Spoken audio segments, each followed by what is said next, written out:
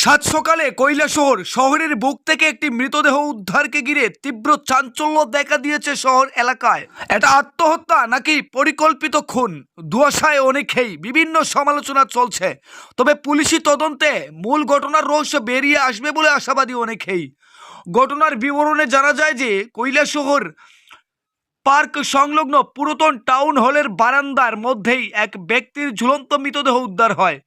ওই ব্যক্তির বাড়ি বৌলাবাসার বাসিন্দা সুধাংশু শীল নামে 50 ঊর্ধ্ব ওই ব্যক্তি আজ ঝুলন্ত অবস্থায় তার মৃতদেহ পাওয়া গেল কৈলাসহর পুরাতন টাউন হলের বারান্দায়। বৌলাবাসার যে বাড়িতে থাকতেন সেই বাড়িতে ওনার থাকার ঘর বিক্রি করে দিয়েছেন নিকট আত্মীয়র কাছে। স্ত্রী এবং ছেলে ছেড়ে গেছে অনেক আগেই। স্ত্রী এবং ছেলে বর্তমানে আগরতলায় থাকেন, এমনটাই উনার ছোট ভাইয়ের অভিমত।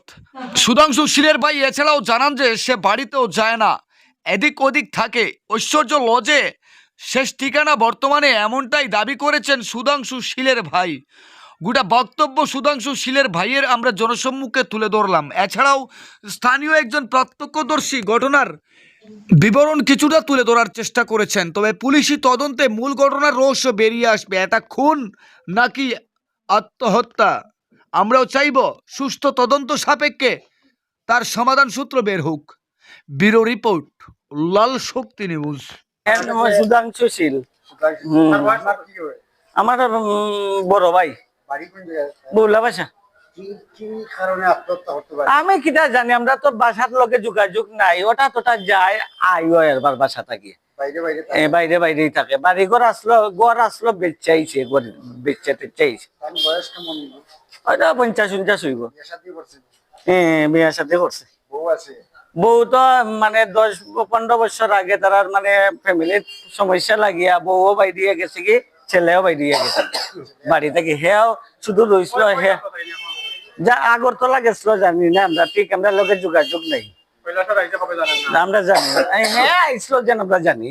তখন কৈলাসহর প্রায় আজ থেকে 2-3 বছর আগে আইসলো। না এখন তাকে ঐশ্বর্য লজ্জা শুনছি আমরা থাকতো হয়তো।